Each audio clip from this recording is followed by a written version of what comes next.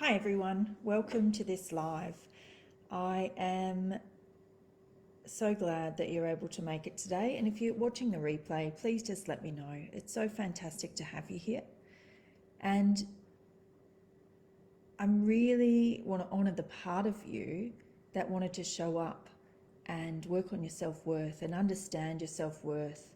It's a big deal when you actually want to work on your core wounds and you want to do something to really change your life. So I wanted to honour that part of you and welcome you here today. And I want to welcome all parts of you here today, because whenever you work with me and whenever you're in my space, every part of you. Hi everyone, welcome to this live event. And if you are watching on the replay, welcome then as well. Please leave me a comment and let me know how you have viewed this video. I want you to welcome you here today, and I especially wanted to welcome that part of you that was brave enough to want to look into your self-worth journey, to look into the reason behind the feeling of not good enough, the reason that this was laid in the first place. There's so much out there in the world, especially in the coaching and counseling world, that gives you the end result. It tells you, well, just let go of that thought. Well, just move on and just set some goals and move forward. And I kind of work in a very different way. I always look at, well, why was that created in the first place? And if we can find where that was actually created, then we can go back and we can heal it there. And then you just don't have to carry it anymore. And that's based on the principles of family constellations as well. That's what really taught me to go and have a look at where things come from, because sometimes you can be carrying things that you don't really need to carry. I want to honour every part of you and welcome every part of you that has come to be present here today, because whenever you're in my presence or whenever you work with me, every part of you is welcome. Especially the parts that you try to hide from other people, and especially the parts that feel like they don't belong, because they all belong here and they're all welcome. And I'm so glad you're here today.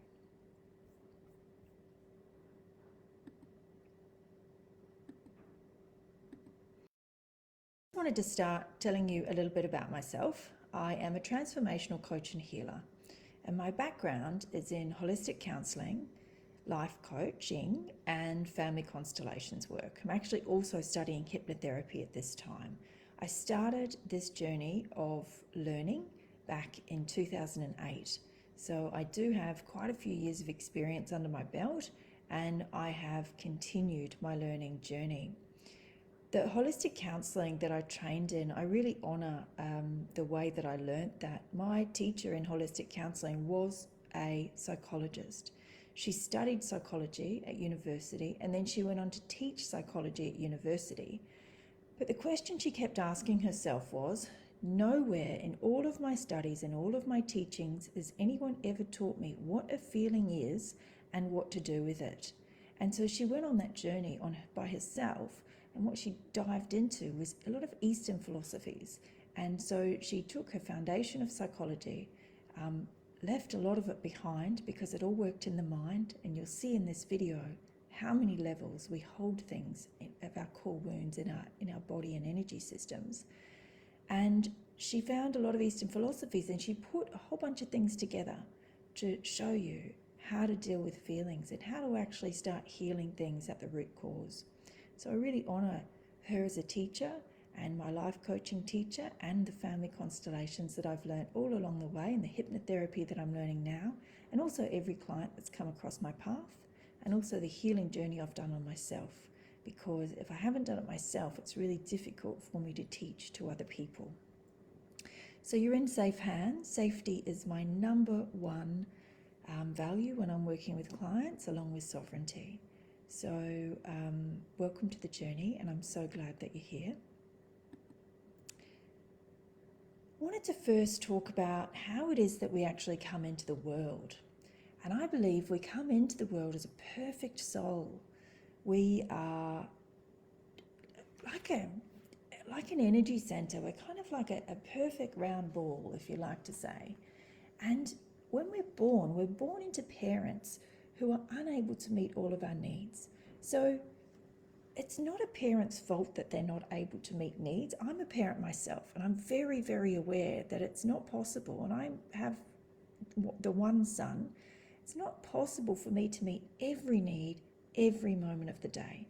And that's because I have my own things going on. He's not with me 24 hours a day, 7 days a week. I can do as much as I can when I'm aware and conscious and in my body and doing my parenting. There's also my own healing journey I'm going on. So there's no way, even though I brought this beautiful child into the world, that I could possibly meet all of his needs. So I don't see it as putting our parents down when we say that our parents were unable to meet all of our needs. I'm just saying it as the truth of what is, with no judgment actually around it. What happens when our parents are unable to meet our needs? And sometimes it's in a little way, and sometimes it's in a really big way if they're going through a lot of things themselves, or they never got the tools to be able to meet our needs and chose to have children anyway. What it creates is what I call a dent, and I've got a picture to show you to give you a bit of a visual in this one.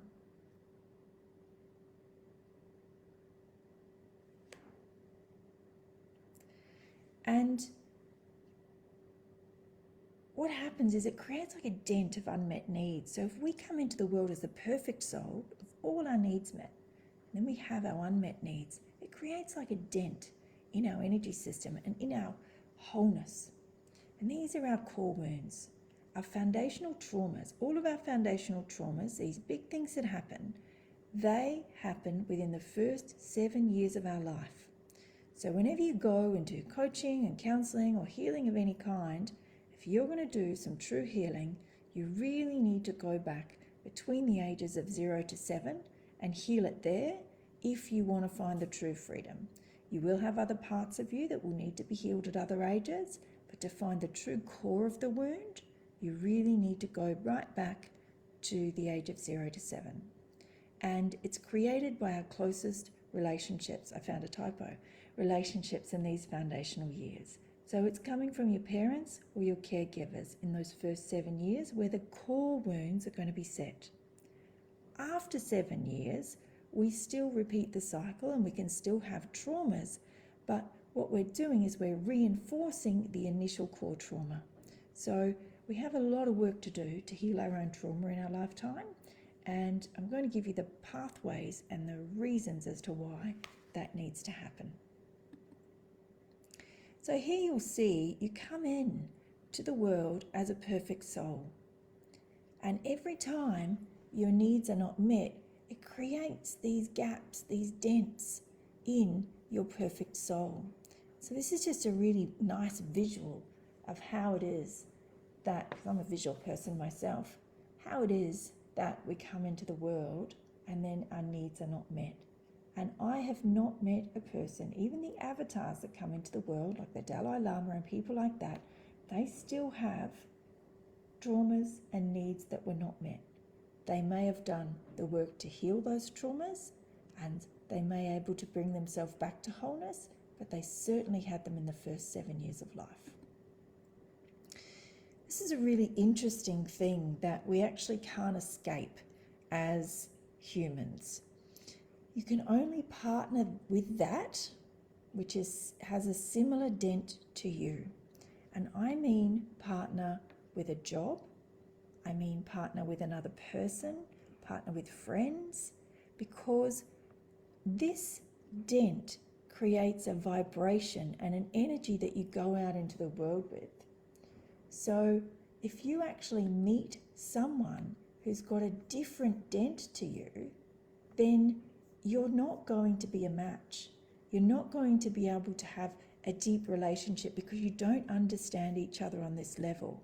It's only those which have a similar dent to you that you can actually relate to on a deep level. And this is how we get into what my teacher called the relation shit cycle. Because you come into a relationship and the person's dent matches yours.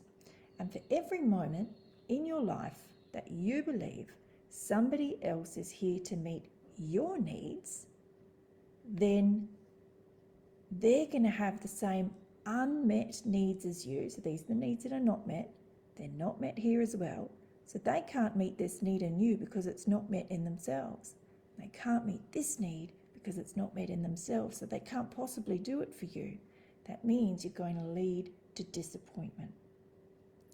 And that's when you come together in a relationship, there's all that strong attraction, and you start the attraction is the thing that brings you together, and you can give energy to each other and try and meet these needs, and it looks like you're kind of meeting these needs for a short period of time.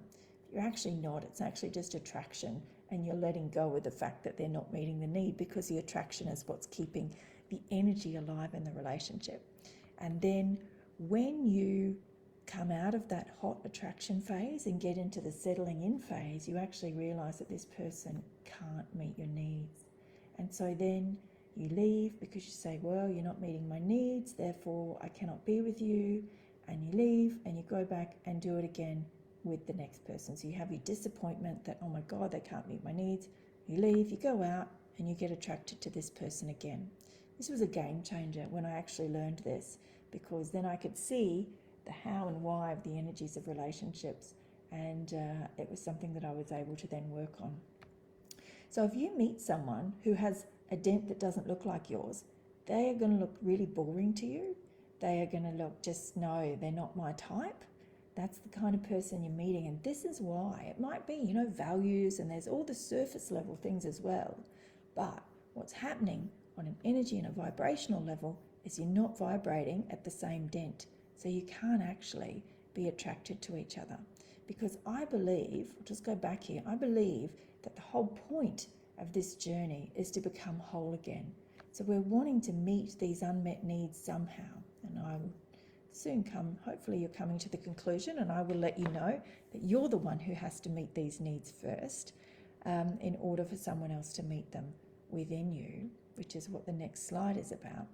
But if you're meeting people out here in the world who have different unmet needs to yours, you just can't possibly be attracted to them, because I believe the whole point of coming into the world is that we're here to have the unmet needs, heal the unmet needs. It's in the healing of our unmet needs and our core wounds that we actually raise our own vibration.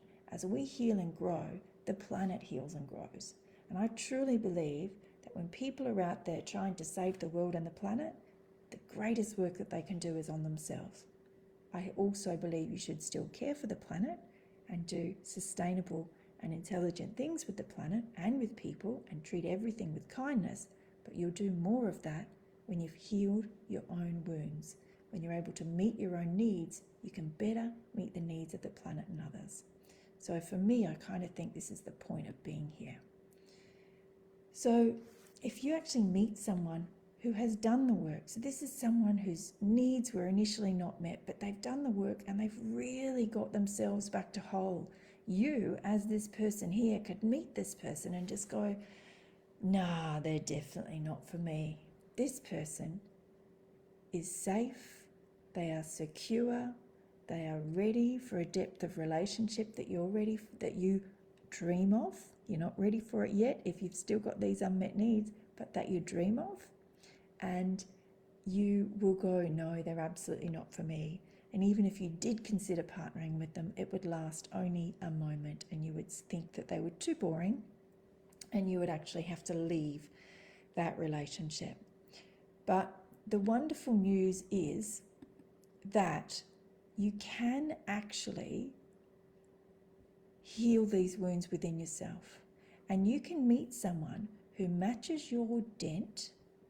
And if you both choose to come together and do this work, you can do this within a relationship, separately and within a relationship, but it needs two willing people to be able to actually do this work together and say, this is my unmet need, this is how I'm going to meet it in myself. The other partner's doing the same thing, and you can actually come together on a different level, and you can do the healing work together. So it needs to be done on a personal level, but if you're in a relationship now and your partner is open to this, you can absolutely do it together as well. And it goes the same for friends and work. So when you go to work, boss kind of equals parent in my world. So if you're having issues with boss, or workmates, it's all about your unmet needs. So what we keep doing, as I said before, we keep expecting or hoping that other people in our lives will meet our unmet needs, but they actually can't. So we are the ones that have to meet our unmet needs, and I'll go into that further. Nobody outside of us can meet it if it's unmet within ourselves. Once it's met within ourselves, others can meet it within us. Does that make sense? I hope so. I have tried and tested this over my lifetime. It's actually not possible for anyone to meet my needs until I've met them within myself. And then I meet with them within myself, and I don't need anyone else to do it for me. And then all of a sudden somebody comes along and is able to meet that. It's kind of the paradox of life that I laugh about all the time, of this human design that we have. But it is something that's true. And this is the reason that we continually go through life. It's one of the reasons, feeling like we are not good enough. We feel like we are not good enough because we have unmet needs, and we think our unmet needs are meant to be met by somebody else, which keeps us thinking, well, I'm not good enough because they're not meeting my need for me. So it must be about me. I mustn't be good enough. So every single unmet need from childhood has the core wound of not being good enough to have our need met. There are 4 foundational core wounds, and they all have I am not enough in them, but there's one that is directly linked and is all about the I am not good enough. And we're going to go into that a little bit later. The only person who is able to heal your core wounds and meet your needs is you. You are the champion of your own story, and you are the one that you have been looking for. I think it was Erin Brockovich who once said, the moment you stop looking for somebody to come and save you, and you actually realize that you need to do this yourself, is the moment your life will change for good. And she was correct, because I've tried it every other way. And once I surrendered to the fact that, not from an ego point of view, but from a deep healing view, that it is actually all about me, then my life changed completely. I wanted to also talk a little bit about trauma, because core wounds, an unmet core wound, is actually a creation of a trauma. So when you are younger and your parents are unable to meet a need, I will use an example of, when I was a kid, leaving babies to cry it out was a really normal way, and it's a way that people actually educated parents on how to get children to sleep. It's like, let them cry it out. Now, if I'm a little baby and I'm crying out, it is my need to be held. It is a need for safety and security is the reason that I'm crying. And if my need for safety and security is not met, then I can't complete the cycle. I have a feeling of, I don't feel safe. Where's my mum or my dad, or where's someone to hold me? I'm not feeling secure right now. So I cry. And then when nobody comes to me, if a parent then came in and I cried and they soothed me, that completes my emotional cycle. My emotional cycle starts with, I don't feel safe. I have a physical and emotional response to that, which is to cry. If the parent then comes in, or somebody comes in to hold me, then I feel safe. I let that emotion run its course. It's released from my body and it's done its full cycle. Trauma is created from an incomplete cycle. So this is where a natural cycle happens, where we have emotions. Emotions, as I just explained, they're energy in motion. We start with something, we feel it in our body, and hopefully the need is met and the emotion is released and we can move on. If we do not complete the emotional cycle, then the emotion locks away into our nervous system. So if nobody comes when we're crying and when we are asking for somebody to come and support us and help us to feel safe and secure, we can't actually continue on in that space and survive. So what we do on a trauma level is we lock that emotion away into our nervous system, we stop crying, and we fall asleep. But the cycle is incomplete. We either had fight, flight, freeze, or fawn. And we have found what we find within ourselves is the best way we can cope and move on. So if our need isn't met, we find a way to cope. That's what fight, flight, freeze, and fawn are. They are a coping mechanism because nobody's meeting the need that started the emotional cycle in the first place.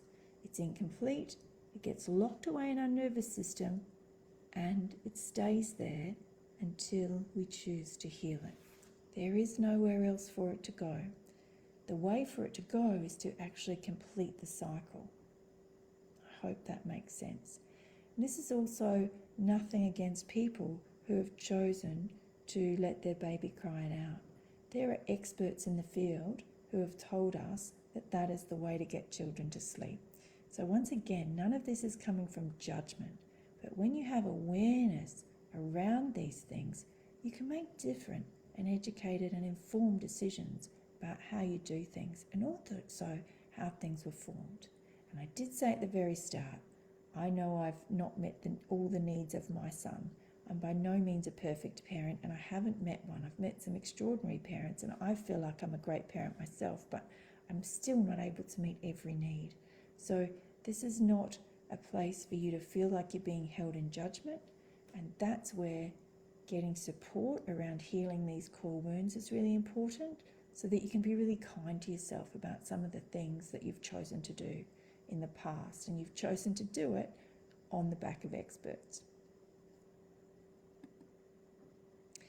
So now I'd like to speak to you about how wounds are actually created and healed on all levels. Because once that happens, that emotional cycle happens, and then we have the unmet need, there's a lot of things that actually go on. So what we talked about was our body and our nervous system before. It was the incomplete emotional cycle.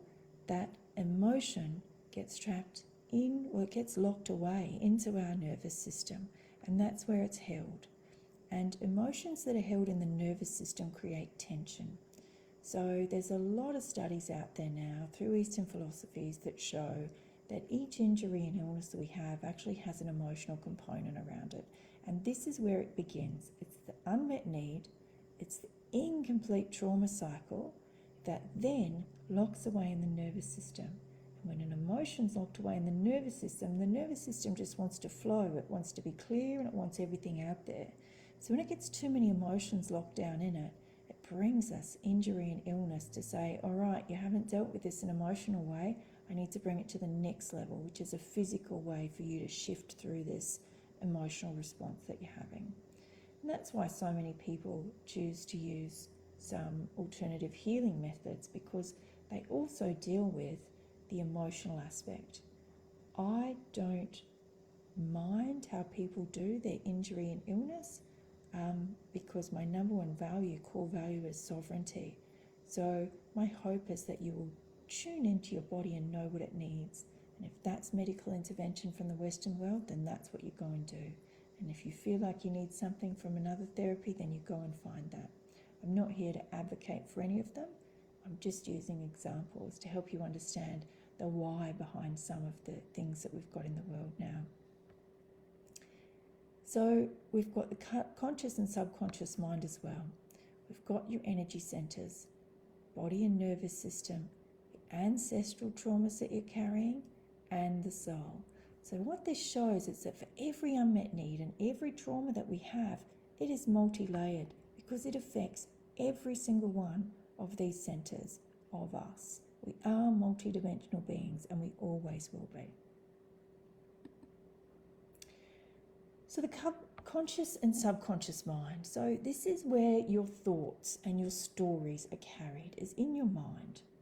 And this is where you carry your story that you are not good enough.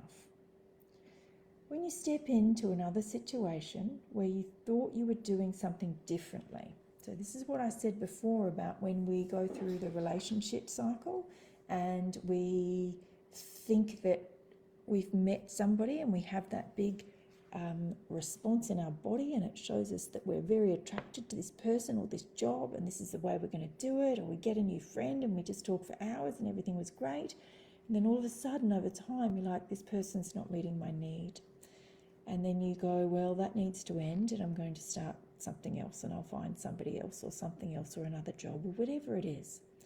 When you step into another situation where you thought you were doing something different, so you say, well, I learnt my lesson there. They didn't meet this need and they weren't very nice, so then I'll do it differently next time. But you soon find out that you have done it again. And when you go into that cycle of doing it over and over, every time you do it, it reinforces your story that you are not good enough. And that's what sits in your mind. That's the voice that plays over and over in our head. So when people are working with the conscious and subconscious mind, they like to work with affirmations, and they are a way to work with the mind. However, if you haven't healed this belief and wound at the core, all you are doing is reinforcing your story that you are not good enough. So I've been in groups with people who are making millions on mindset work, and I've paid thousands of dollars for courses, and I've been in here and I'm like, you're not dealing with a reason why I'm carrying this story. And what it did was it led me on a journey into finding the deeper parts and putting all of these things together to help me to truly understand the why underneath it and how to heal it from the core. Mindset work alone will reinforce your story of not being good enough, because your thoughts are at the end of the process. When you're having a thought, it is the last part of the sequence. Underneath your thought is an emotion. It's an emotion that creates your thought in the first place. And what created the emotion? What's underneath that? The core wound, that is the unresolved trauma or resolved trauma once you've done the healing, that got trapped in that incomplete cycle, creates the emotion that then creates the thought. So can you see here where mindset work is working on the top layer, but you can't change it. That's why people go, I've been doing this affirmation for days, but I don't actually believe it, or you're not feeling it. And saying the affirmations can actually re-trigger your trauma and re-traumatize you if you're not actually dealing with it at the core wound level, which is so important to understand. Now, I want to talk to you a bit about energy and how we are all energy and how energy is exchanged. This is a movie from a very long time ago called The Celestine Prophecy. There are a series of books out there, and I still haven't found anything in the world that explains energy as well as The Celestine Prophecy does. So I've got this little clip for you here.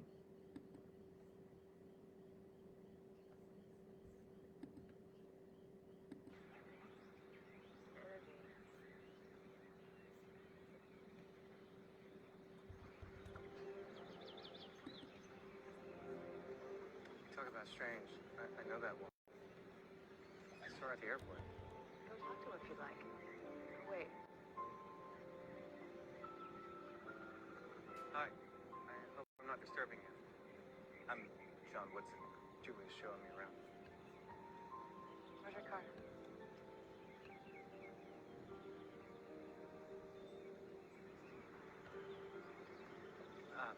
Someplace here. Here it goes all the way back to colonial time. Yeah, no, it's one of the most incredible spots I have ever seen.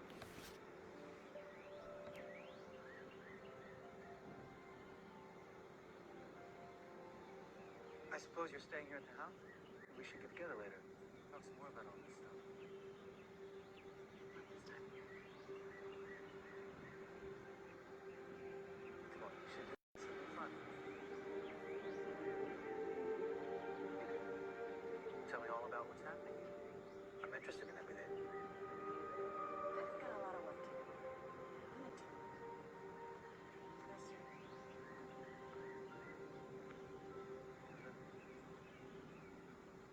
Didn't work out too well, huh? That's the understatement of the year. What did I say? energy made her feel as though you wanted to control her, dominate it. Come on. I wasn't doing that. Really? You weren't trying to coax her into something? No. Manipulate her? She isn't used to that around here. That's completely nuts. Where are you getting this stuff? I could see it. Remember the halos the old masters used to paint around our religious figures? You think they made those up, or were they seeing something real? It's the energy, John. It reveals what we do to each other. You may not be conscious of it, but you were taking her energy. I could see it. So could she. So what was really beautiful there in this clip here, you can see that his energy is coming over her and she's giving energy underneath. So it says here how energy vampires drain you, and that's why I love this clip, because it shows when you are with someone, and I've got another clip coming up to show you, when you're exchanging energy, you walk away from a situation feeling good. But this energy that comes over you, he's actually trying to overpower her. When you're trying to convince someone of something, when you're trying to make someone see your point of view, when all of that kind of stuff is happening, you're actually sending your energy over them. And it's not an exchange of energy. And we do this, again, the reason we do this energy exchange, we're always exchanging energy. Is the part I want you to first understand. This is happening no matter what. Becoming aware that energy is a part of our lives, and it does exist, and there are people who can clearly see this energy. And you can learn to clearly see that energy yourself if you choose to, then you respond in a different way. Energy is a part of every interaction we have, whether we know that, whether we understand it or not.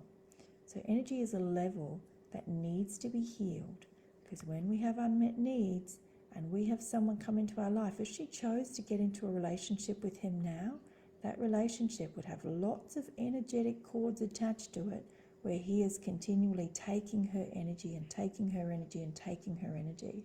And every time he did, and if he was narcissistic as well, what he would be doing is trying to hook into her energy so that she will give it to him again.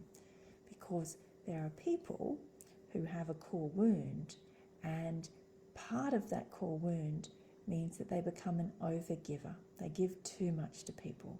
And there's a core wound here as well in narcissism that means they're an energy taker.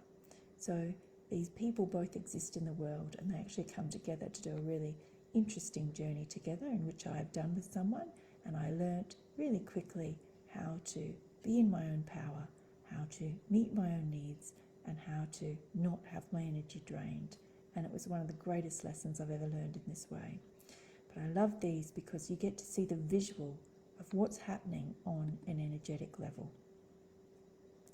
So we are always exchanging energy, whether you believe in it or not. It's actually happening. Like I said, we can try to hook people in. We're forming energetic attachments to people all of the time.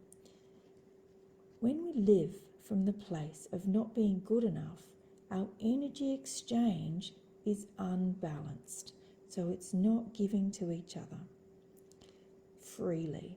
It's giving to each other with conditions. It's giving to each other, why can't you meet my need? That changes the energy exchange, and it becomes a bit more like the one we saw in that video. In order to heal, we need to clear our energy fields of all that we are carrying from others that no longer serves us. So like I said, we have cords attached to people, and if we've had intimacy, sexual intercourse with another person, then we have even deeper cords that need to be cleared and cut in order for us to go forward with a clear energy field. And those things are easy enough to do. It's nothing to be scared of. It's happening all the time, and it's just a little process that you can do daily. Like when you have a shower, you can just make sure as you're having a shower that you're cutting all cords that you've attracted during the day and attached during the day. And when we understand energy and live with a clear intention, then we can actually make real change on the planet. I've got another video here. I was trying to get the volume up on the video for you before, and I will try to do that again here. It's one thing to just give energy, but if we give it to someone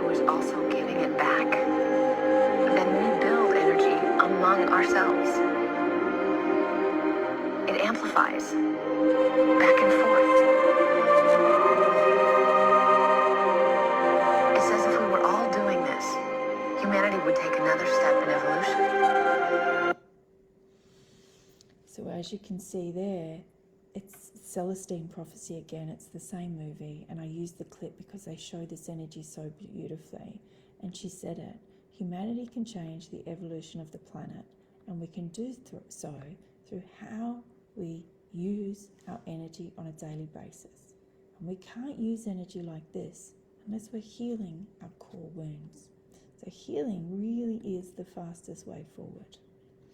So you must cut cords and keep your energy clean and clear in order to fully heal and move forward. It's every part of this process that I'm showing you today is important, and energy is just as important as all of the other parts. So the body and nervous system, I did explain this before. When trauma does not complete its cycle, then the incomplete emotion gets held in the nervous system. It has nowhere to go. If it completes its cycle, it shifts through energy. Emotion is energy in motion. It wants to shift through you. And when it gets locked in, then it's held in your nervous system. Both your body and the universe will bring you opportunities to feel and release these emotions. That is another thing when you look at, why is this still happening to me? Why are these things happening to me? What is the universe and your body asking you to do? Is there something that you've shoved down and trapped in there that actually wants to be released? And your nervous system is putting you in situations where it says, for God's sakes, can you just deal with this and get it out? Because if you don't, it's going to stay stuck in here forever, and it's really going to do not great things, and I need to bring it to you in another, more physical way. So the body and the universe brings you opportunities to feel and release these emotions. It's about processing trauma. As humans, we avoid feeling pain, especially emotional pain. I don't know about you, but I cannot count, because there are too many times in my childhood that I was told not to cry. Don't cry, don't feel that way, don't be angry. When pain comes up, we can't really decipher the difference between the levels of emotional pain that we're feeling, and we don't actively allow ourselves to feel that pain. You know, there's the pain of losing someone. Feels like there's a reason we say my heart is broken. It feels like we are breaking open, and pain is pain. And if we honoured pain, emotional pain, like we honour our physical pain, and we actually do something about it, when we have physical pain, we get help. But when we have emotional pain, we don't get help. It's never been honoured. Well, it's starting to be honoured now. By allowing yourself to actually feel the pain, you're letting the emotions run its course. So we need to change the narrative around what pain is, emotional pain is, and how do we support each other, and how do we support ourselves and get support for ourselves around being able to feel that emotional pain. So when you're doing your healing, and when you're doing goals, and when you're wanting to move forward, you've really got to consider your nervous system and allow your emotions to flow and release. So you can look into embodiment work to support this process. There's another typo. You can look into embodiment work. There's some really beautiful, facilitated by qualified people out there who actually know how to help and support you shift these things out of your nervous system without actually having to re-traumatize yourself. And that is the key. You want to work with people in trauma. Old school trauma was we would go back in, we would find it in your body, and you would scream it out or make some kind of, a huge emotional outlet. But if you haven't healed on all of the other levels, and there's a really important one I'm going to get to, then you're actually just re-traumatizing yourself in many ways, because you've still got the story running. So you can't actually fully release anyway. So if you're not healing on all levels, and when you do trauma release from your body and your nervous system, it can actually be a really gentle, quiet moment. It can actually be something that is done through breath, that can be done in many different ways. So just make sure that you are with someone doing that work who is nice and safe. I especially love, there's a couple of embodiment practice that I do, and non-linear movement is one of them.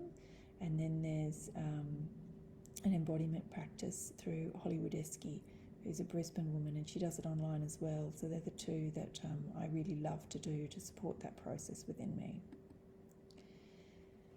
Ancestral. This is such an important one that so many people miss. Family constellations that I talked about at the start, it is a form of ancestral healing. So it has been scientifically proven that we carry trauma from our ancestors in our DNA. So we've known this in family constellations for such a long time, but they're now proving it in science through the DNA. So many of our subconscious behaviours are because we are carrying trauma from our ancestors. So not only do we have our unmet needs from childhood, but we actually have things that we carry from and for our ancestors. And an example is you swore you'd do it a different way. So you swore your parents parented you in a certain way, and you're like, I swear when I have kids, I am not going to do it that way. But you find yourself subconsciously, all of a sudden you're saying things and you're like, my God, that's exactly what my mother said to me, or that's exactly what my father said to me or did to me. Now that is not because you are going crazy. That is a subconscious pattern and behavior that you are carrying for your ancestors. So what we do in family constellations and what I do in ancestral healing is anywhere there's unresolved trauma in a family system, which is your family tree, it will be passed down to the next generation. So if back in your history there's trauma, now I am a 5th generation Australian. My ancestors came on my father's side over from Ireland during the potato famine. Now that is a massive trauma to have to leave your country and come to a new one. Back then there was no phones.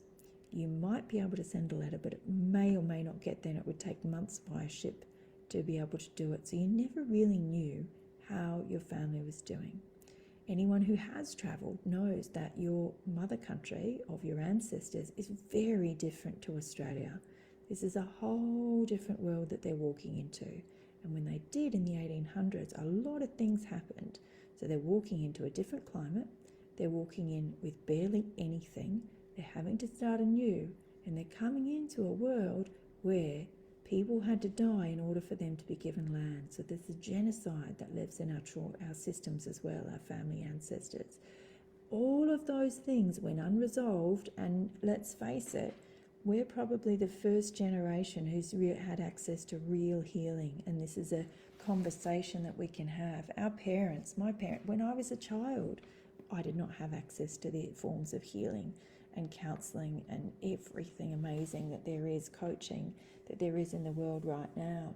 So our parents certainly didn't have access to it, and their parents didn't, and their parents didn't. So when you think about the traumas that have happened through your ancestors, they have to be passed down because they weren't ever resolved. Resolved traumas don't get passed down. Only unresolved traumas get passed through the system. So when you're healing ancestral trauma, you actually find where it originated and you heal it there. So what happens is if I'm carrying, or when I was carrying, the ancestral trauma from when my ancestors came in from Ireland back in the 1800s, if I don't go back there and find that ancestor and heal it with him and his parents, that huge trauma that happened there, I can't actually heal it on my level because it's not my trauma, even though I'm carrying it. But I'm carrying it out of loyalty to the system, and I'm subconsciously playing out the behaviours, but they're not actually mine. So in family constellations, we heal the trauma by going back to where it originated, and we use representatives to do this, and we heal it back there. And then what happens is, instead of a trauma being handed down, the love and support gets to flow through the system, and I get to feel supported by my ancestors, and my ancestors actually become a resource for me. And resources are super important when you're going into counselling and coaching. Setting up your resources is something that is really important for you to do. If that's something that you would like to learn how to do, I actually have in the resource section of my website, I have an exercise on how to set up your resources and how to resource yourself. And you can also find it on Insight Timer. That link in my resources page will take you through to Insight Timer if you would like to find me there. So the soul level, this is such an integral part. I mean, they're all integral parts and they're all actually really important, but this is the one that so many people miss. Each time we have a trauma, so when I talked about that incomplete cycle of emotions, when the emotion gets locked into the nervous system, when it happens in the body, what also happens to the soul or the psyche is that a part of you breaks off. So if I could put it into a story, if you are, I'll use the same example as before, if you are left to cry it out and you're little and you're looking for safety and security and you don't get it, nobody comes to help or support you or to soothe you in any way. The part of your soul, the psyche that's there, you can't actually handle that kind of pain and fear. You're going into a really deep trauma cycle and there's nobody there to help you through it. So the psyche breaks off, the soul splits apart, and that little part of you goes within. So not only are you carrying emotion in your nervous system, but you're carrying that little one that's outside of you now. And the little one says, it's not safe for me to be little, so I'm going to go within and I'm going to become the big one. And when I'm the big one, no one can hurt me. So when you're looking at your child and you're wanting them to self-soothe, that's what you're actually asking them to do. This is why parenting's changing a lot. These are things that I initially parented with because I hadn't heard that there was a new way to parent. So once I learned these things, it's that saying, Maya Angelou, when we know better, we can do better. And it serves no one to beat yourself up for the things that you've done wrong. And that's where these parts of, this part of healing this part of the psyche and the soul that's split off is really important. Because it's something that's missed so often in trauma healing. So this part of you, whilst you're healing everything else, has to be brought back to you and integrated within you. So how there's a core wound, right back at the start when we're talking about the subconscious and conscious mind. There's the thought that we have in the story that we're telling ourselves. Then there's the emotion that's under the thought, because the emotion creates the thought. What creates the emotion? The core wound creates the emotion. How does a core wound create an emotion? The part of you that's split off from your psyche creates the emotion, that creates the wound and emotion and thought. So whenever you want to get close to someone and have someone meet that need, they say to you, nope, nobody can meet that need. They can't do that. We have to figure it out ourselves. Nobody's coming. Nobody's coming. And you're constantly feeling like you're alone and you are not good enough. But when you actually work to integrate that little part of yourself, to re-parent yourself, to talk to that little one and bring them back in and help them to feel safe, then they settle and rest. Then the thoughts change because the emotion's not there anymore. The emotion's not just being carried in your nervous system, it's being carried in that little part of your psyche that breaks off. This is also known as inner child work. And I often talk about who's driving the bus.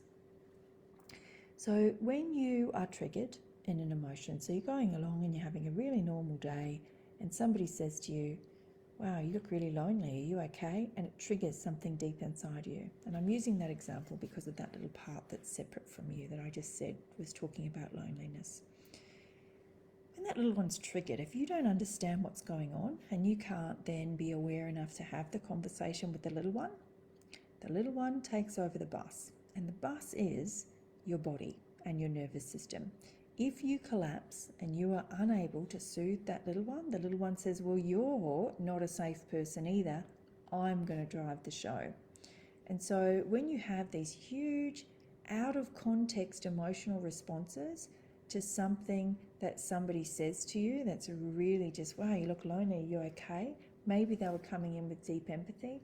Maybe they could see something and it's triggered something in you and you have this huge response of, how dare you think that, I'm not lonely. That's actually the little part of you speaking, because the adult self the emotionally evolved and safe self would be able to go, yeah, I actually am feeling a bit alone at the moment. Do you want to, can you just sit with me for a minute? I'd just like to feel connection with someone. There is, oh yeah, I am feeling a bit alone and I really need to talk to someone. Do you have a minute? That's how an evolved, and I don't mean evolved in a competition, let's rate each other way. I mean evolved in that you've done your own healing work. That's how you would respond. When you respond in an emotionally reactive way, that means the little one's come in and is driving the bus and says, if you can't handle it, if you're going to vacate the driver's seat, I'm getting in it. So I talk to clients all the time about who's driving the bus in that moment, because people bring us opportunities to heal all the time through things that they say to us that will trigger us emotionally, and it's our choice as to how we deal with it. We can use it as an opportunity to heal and expand, or we can let the little part of us drive the bus and we'll go back into that old cycle again. There's a really beautiful gift that comes with healing your soul, because when we come in, I said at the start, we come in as a perfect soul and we know what we came here to do when we actually come in. So I believe we've come in with everything we know we're going to do in this lifetime. We're like, this is my job. I'm going to come in as this human to these parents and I'm going to do this and then I'm going to do this and the world's going to be amazing and I'm really going to do something purposeful on the planet. But then what happens is when our psyche splits off from us, it holds the memory of what we came to do under the trauma. And we can't figure out what it is that we've come here to do, because the trauma is taking over that little part of us, and that little part of us is separate from us. So it's not actually integrated and a part of us. So we can't actually have a conversation with it because it's a long way away. So when you do this healing work and you integrate those parts of you that split off, they remind you of your soul's work that you came here to do. I've thoroughly enjoyed this experience when I've done it myself. I bring my little ones in each night when I hop into bed. I hug a pillow and I say, who wants a hug? And I hug the pillow like I'm hugging it, and all the little parts of me that really want and need hugs at that time come in. And we have a big hug and I chat to them all and they tell me stories, and it's like chatting to your own physical child, but it's actually parts of me that I'm speaking to. And I do it in my mind, I don't actually do it out loud. And the more that I do that, that's when I get the little whispers, and that's when I get the, guess what? Guess what you're here to do? That's how I've created things like the soul work circles, and that's how I created the horse wisdom journey, and that's how I'm going to create more things as they creatively come through to me, because the more I integrate the parts of my soul and psyche that are split off, the more I'm going to be able to connect to the deep wisdom and the story and the reasons that I came into this world, and then I'll be able to bring those through. So there is a really beautiful gift that comes with healing yourself on all levels. So that covers all of the ways that we need to heal ourselves. So not only are you carrying the story that I am not good enough, you're carrying it on all of these levels. But I'm hoping now, with the soul and the inner child work, if you, again, look on Insight Timer, you can actually find there's an inner child meditation on there. And there's also an inner child daily check-in, where you can just check in with yourself and your little parts of you each day to set your day up so that they know that you're driving the bus and that they are safe. So if you want to do those things yourself, you can actually pop onto Insight Timer and find me there, and you will find those healings there. There's a couple of things I do in Insight Timer around ancestral healing as well, and that is something that you can look into too, or you can also, as always, you can book one-on-one with me if you would like to go deeper into any of these things. So when looking at wounds and core wounds, we have a lot of them, but they can kind of be categorized into 4 categories. We have the 4 foundational core wounds. So the ones we all have are abandonment. So the one I spoke about leaving a child to cry it out, that creates an abandonment wound. So do many other things. And then there's the being seen wound. That is a pretty big one, and it's a really important one to heal if you want to move forward with your life and business and jobs and things like that. Your ability to be seen is so important, and that's all about the feminine too. And being unique is a big one, and inner guidance, connecting ourselves, because we were never really able to I'll go back to being seen for a moment. So being seen is children was, Children were meant to be seen and not heard, but I don't believe that children were really seen anyway. A lot of emotionally unavailable parents around because of the ancestral wounds that they're carrying through war and things like that. It's not that long ago that some of our ancestors were at war, which created such a disconnect and an inability for children to be seen. And the being unique and following your inner guidance, these ones are huge ones as well. So being unique is you were being your authentic self, you're expressing yourself in the normal way that you would express yourself, and people would look at you and go, for God's sakes, don't do that, or be quiet, child, or go to your room, what are you being so silly for? They would shut down your uniqueness. And the inner guidance was things like, you would see that your parent wasn't okay, and you'd go up and you'd go, are you okay? I feel like you're not okay. And they go, no, I'm totally fine. No, you're imagining it. I'm absolutely fine. There's nothing wrong. That is how we disconnect as a child from our inner guidance. And we do that because our parents are like our God when we first come into the world. They are the person who's meant to meet our needs, and we believe everything that they say, and they form our beliefs of ourselves and the world in those first 7 years. And if they tell us that what we're feeling in our body is actually wrong, then we start not believing our inner guidance when it comes in. And the biggest one that we've come here to talk about today is self-worth. Self-worth, like I said before, the I am not good enough is always there, because abandonment has I am not good enough at the bottom of it. I'm not good enough to be loved and to keep relationships and people. I always get abandoned. I'm not good enough to be seen. I'm not good enough to be unique. I'm not good enough to hear my inner guidance. But this one is actually one of its own, has its own separate space, as well as being a foundation of these. And that's why self-worth is the first one that I'm going to actually look at in depth and work with people around in a group container that I'm going to tell you about a little later, because this one is the first one that you need to work on before kind of getting to these, if you want to do some really great foundational healing. So let's look a little bit more into self-worth. This is something that is so important to understand. If you can get this, then you'll start opening to some really great healing. Your self-worth lies wherever and however you got love as a child. Have a sit with that. Have a think about that. How did you get love as a child? Was it through hard work? How were you acknowledged? How were you seen? How did your parents give you love when you were a child? Was it through creating drama? Did you have to create a big dramatic situation for them to see you? Was it through achieving something elite and amazing? Like, did you have to be a superstar, an overachiever for them to even acknowledge you? Was it through being the victim and crying? And it can be a few of these. It's not surprising when this whole list kind of can ring a bell for you. Did you have to compete with your siblings for attention and love? So competition with those around you because you're not worthy of having it all yourself? Was it through hurting others and doing things wrong or naughty as a kid that you actually got your attention? It was the only way that somebody would even look at you.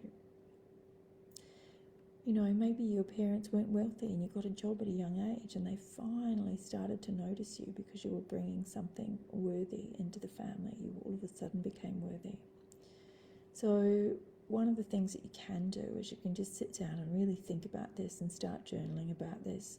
Write down all the ways that you actually got love as a child, because it's a really great insight into where to look for these things to begin the healing process. Other possible causes. So being called lazy or selfish or greedy as a child creates your self-worth, a really low self-worth. So your self-worth is created around how you got loved as a child, and then they're reinforced. That I am not good enough is reinforced through these ways. So being called lazy or selfish or greedy as a child, believing that you did something bad as a child, you were overly punished. So kind of the helicopter parent who was telling you what to do all the time and then overly punished for doing really simple things. Jealousy and competition, there's another typo, from a partner or sibling. Abuse in any form, but especially sexual abuse, goes deep into this one. You never feel safe to relax and be. You always had to be doing something. Parents who held a work hard ethic, it can really be as simple as that. They might have been really loving and caring parents, but you had to work hard. And it was only when you were working hard that they were like, yeah, that's right. This is what you need to do to be a good person in the world. And then there's things like loss of financial security or homelessness, business loss, if you're needing to get welfare or support from the government, things like that. These things can really impact your feeling of worth and I am not good enough. So how does it show up now? This is really important. You hustle. Hustle is the main way that you do things. You have to hustle, you have to work hard in order to achieve money, because self-worth is also can be really connected to money. It affects your ability to truly receive in your life, and that is love and money and community and friendships. It's a big one. You struggle to stay in jobs and relationships and build wealth, making money and not overspending. You can't receive these things no matter how hard you work. So you feel like you're working really hard, but you just don't have anything to show for it. Only when you're achieving things do you actually feel worthy. So achieving things makes you feel worthy. You feel like people will judge or abandon you if you are too successful, so you sabotage that. You don't feel safe to have it all: love, wealth, purpose. You can't possibly have all of those things. You might allow yourself one, but the other areas are falling down. You can't possibly have it all. Shame or guilt that's linked to having money, so you get rid of it, which is a common thing as well, overspending. You can't be successful and a good parent, which is what women struggle with all the time. And it is possible to do both. You can be and do anything that you want to do. And it's in healing your core wounds. It's not going to be in the doing that you're going to achieve these things. It's actually in the healing of your core wounds and meeting the needs for yourself that you're actually going to find that you can do all of those things. Fear of letting go of your identity in career and parenting. So you put your identity into something that's outside of you. So if I am not this, great job person, then who am I really? If I am not a counsellor and coach, then who am I really? If I'm not a great parent when my kids grow up and leave home, then who am I really? Who am I without these things? You work really hard, but you keep yourself small because you think others deserve it more. So you don't go for a promotion, you don't step up when things happen. And you sit in the feast and famine cycle. So something great comes in, but then you make sure it's all gone really quickly. So that's about creating wealth and receiving things in your life and being able to hold on to them and build them and do long term with them. It's really about being able to commit as well. I had such a commitment phobia when I was younger because I just did not feel like I was good enough and that I didn't deserve. My ability to receive was almost zero. So you sabotage yourself too when you do achieve something great. Taking on too much is another one that links in with the hustle, taking on too much for one person to possibly handle. And that's so that you'll drive yourself to failure, so that it can reinforce this story. You find it hard to delegate. No one does it as well as me. This is a classic one that I hear so many people talk about. Getting ill or pulling out when you get close to achieving a goal. There are many times that I can say, oh my God, it's like I feel finally seen when I read that one. It was like, yeah, I used to do that all the time. Inability to show up right when it matters most, because then I would have to actually achieve and receive. And not much to show for the hard work you've already done. And that ties into before, working so hard, but you just don't really have anything to show for it, and you wonder, where on earth did all that money go? Other ways it shows up. You only feel worthy when you were doing something. That comes back to the hustle. You've got to be doing in order to feel like you're enough. It feels unsafe for you relaxing and being.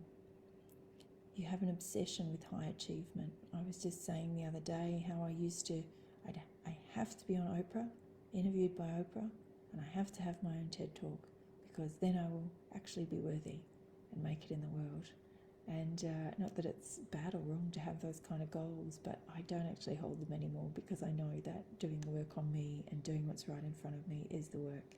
And I know that anything that comes my way, I will be enough no matter what. I don't need something like that to tell me that I'm enough. At high risk of or already experienced burnout. Burnout's a big one because it links in with the hustle. As you level up or up level, you get sick or injured, or your child does. So something happens to block the level up. It's like we said before, getting close to the goal. If you go to up level and you go, I'm really going to change my life, I'm going to go out and I'm going to get fit and healthy and I'm going to feel really good about myself, and then you do your ankle and then you have to sit at home and eat ice cream. That's actually a self-sabotage that comes from this deep I'm not good enough and self-worth wound. And you neglect your self-care. So if you find many ways like health and well-being that you are not actually looking after yourself, and you know that you can eat better, you can look after your skin better, you could drink more water, all of those things, there's times where you forget it.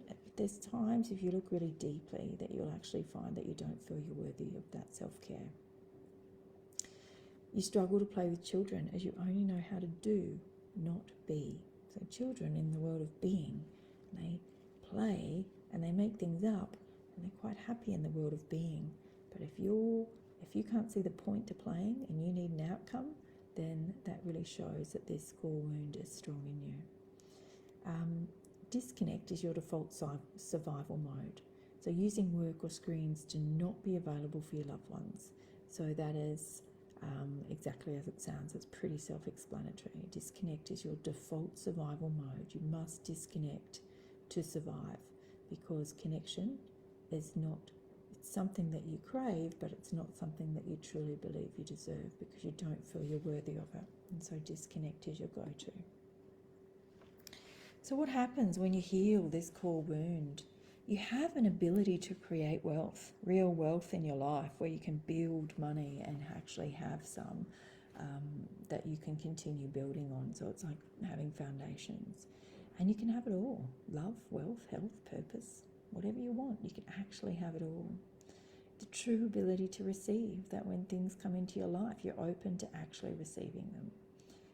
The ability to manifest with ease. Manifesting is really hard when your core wound, self-worth core wound, is at play, because it will stop you manifesting for all the reasons that we spoke about before.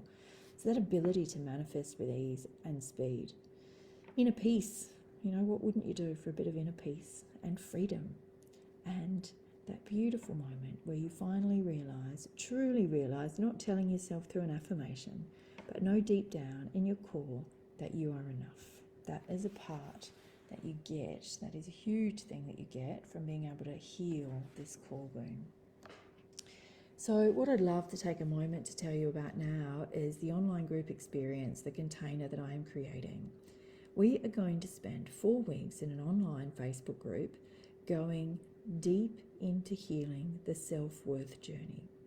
So we are going to heal this self-worth core wounds on all of the layers that I just spoke about. And it's going for 4 weeks, and it's starting on Monday, the 27th of February. So you've got some time to have a think about it. You've got your time to get your ducks in a row. You've got time to really think about all the things we've spoken about here, so that you know in your body whether it's time for you to come and join us.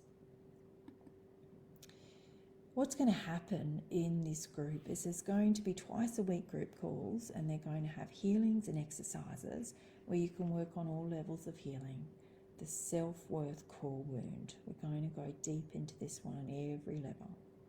It's a high-touch support group, so I will be in there daily for the 4 weeks. I will be in there checking on everyone, As a part of the weekly group calls, the twice a week group calls, we're going to do Q&A, so you're going to be able to ask all your questions in there, and if I can't get to it on the day, I'm going to get to it in the calls. You're going to have an enormous amount of support in this group. And you also have the option of a 50% discount on one-to-one services for the 4 weeks. And I'm also going to extend that offer for the early bird people to come to my soul work circles if you're here in person and can get to, if you're around Brisbane.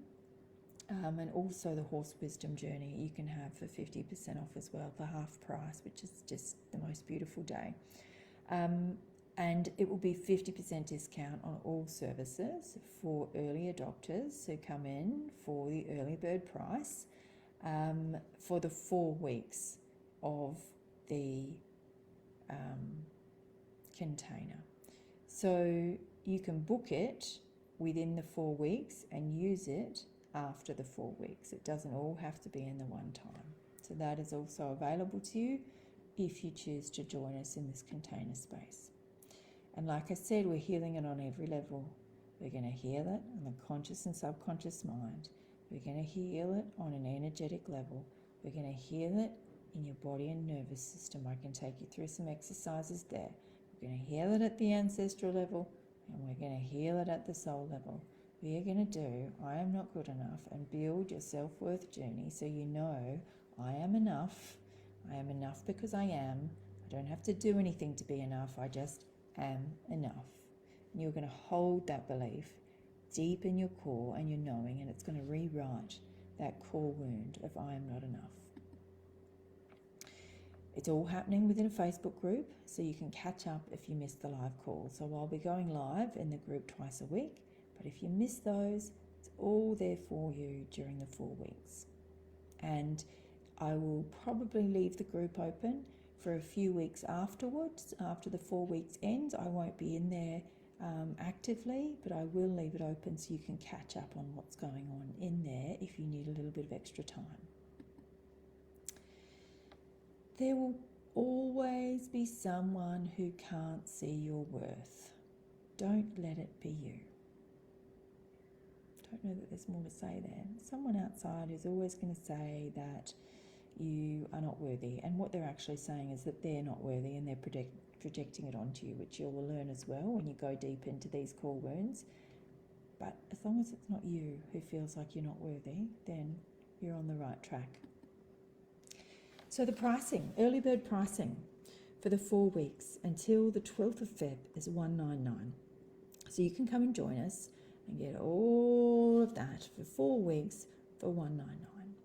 And that will run until the 12th of February. As of the 13th of February and onward, the price will go up to $299. So you can book with me via the website, tracymalone.com.au. And the price is there, the early bird pricing is already there for the 4 weeks, so you can book through there. And once you've booked, I will send you an invitation to join the Facebook group, and we'll have a bit of, for up until it begins in February, we'll have a bit of a getting to know you and a few chats in there, and then we'll get the work really going when we open the group up to start in February. So I would love you to join me. And I would also be really grateful if you would invite people into this group to see this masterclass. I really love delivering this work, and I really feel like people can make lasting and real change in their life by doing it. And so if you can think of somebody that you think would really benefit from watching this masterclass, because it is free and it is a great resource, and it does really, I hope you've got so much out of this, and I hope that you've got a deeper understanding of the why underneath things. Please share it around. Please invite people to join the group, and I will happily accept them in, and they get to watch this as well. So please join me, and also please share with people who you think might join this with you. It's really great to do this kind of thing with friends as well. We'll create community within the group, but if you've got a friend that you've been talking about this wound for a long time and you'd really like to heal it, why don't you both jump in at this early bird price and come and join me. So thank you so much for your time today, and I really look forward to working with you soon.